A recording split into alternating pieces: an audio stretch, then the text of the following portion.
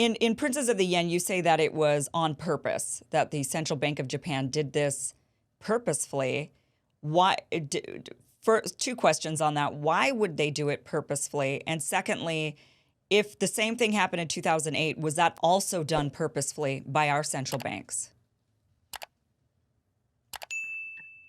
Yes. Now, of course, initially when I researched this in Japan, I I had very different ideas, and I certainly didn't expect that conclusion to emerge from the research that the central bank would do this on purpose. So initially, just analyzing the events, um, excuse me, I thought this must be a mistake, a policy mistake. But then I could demonstrate more and more that they knew exactly what they were doing. This was true also for the 1990s when they prolonged the recession. I had many meetings with central bankers, and I kept asking them, why don't you reflate the economy? It's not very difficult. It's a post-asset bubble banking crisis. It's very easy to get out. I had already published my proposal on how to get out. All you need is for the central bank to purchase the non-performing assets from the banks at face value. It's an accounting operation inside the banking system. Central bank and the banking system together. I mean, the banks and the central bank are the banking system, and the central bank can just purchase these non-performing assets. You shift them from the banks to the central bank. That doesn't lead to inflation because there's no money injection into the non-bank economy. You're just cleaning up the bank balance sheets. Problem solved. No taxpayer money used. Can be done, has been done in history, like in Japan in 1945 after the war, or when the First World War broke out in Europe. The Bank of England did this because the British banks were bust. And they thought, oh, we've just declared war on Germany and her allies. Not a good time to have a banking crisis. Let's not have one. We're buying those non-performing assets. End of story, no cost, because it's just an accounting transaction. So it could have been done. And I explained this, and also other policies I suggested. You can push money into the economy by purchasing performing assets from the non-bank sector. I even wrote about how, because Tokyo doesn't have many parks, it's not a very green city. Well, and if you've got a real estate crisis coming and a recession happening and the banks are bust, well, why doesn't the Bank of Japan purchase the land in central Tokyo when there's some company going bankrupt and turns it into parks, Bank of Japan parks? It would inject new money into the economy, and the central bank, there's basically no limit. Of course, they can quickly end the deflation. They can quickly create demand and have a recovery. But they didn't do it. So on all these proposals, they kept saying, making excuses, for these and these reasons, we're not doing it. But then some central bankers took me aside and said, look, particularly, over dinner, it's all off the record. And they told me, look, of course we know we could do this. Of course, any central bank can quickly create a recovery. We know that. I mean, you can even create inflation if you want to. That's coming back to 2020 in a moment. But we don't want to. What do you mean you don't want to? Well, this recession is really what Japan needs. What do you mean the recession is what Japan needs?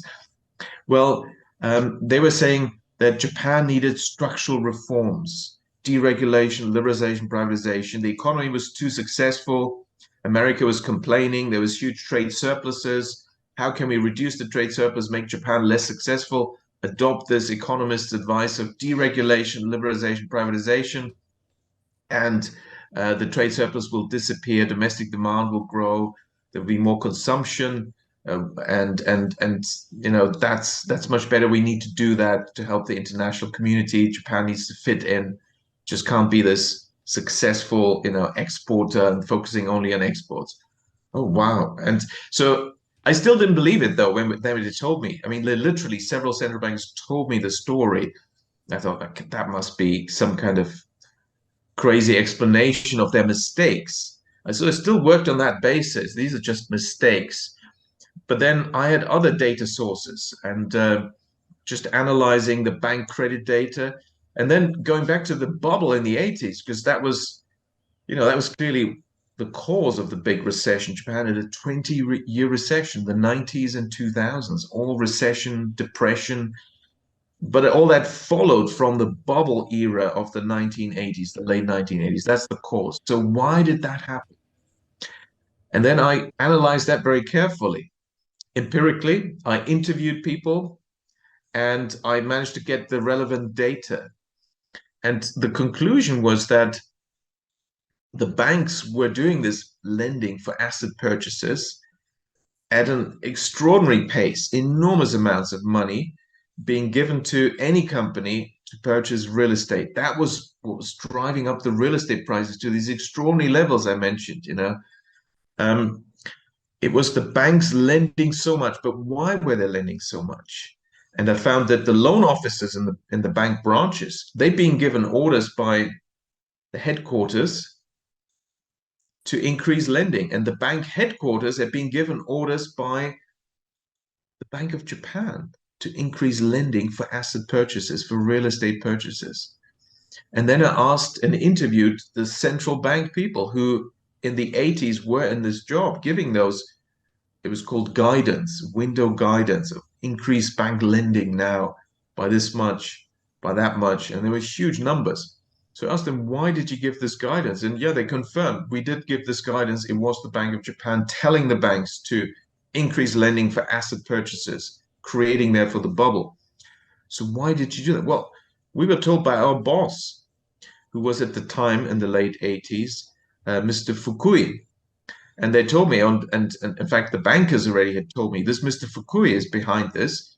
He is tipped, he was actually selected to be the future governor of the Bank of Japan. He's therefore known as the prince. Everyone knows that he will be future governor.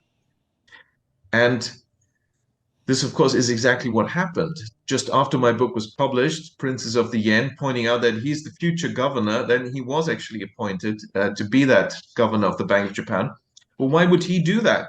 Now, he actually and his boss, in this hierarchy of princes, there is a higher ranking prince, his predecessor. Together, they had this plan to change the Japanese economic structure.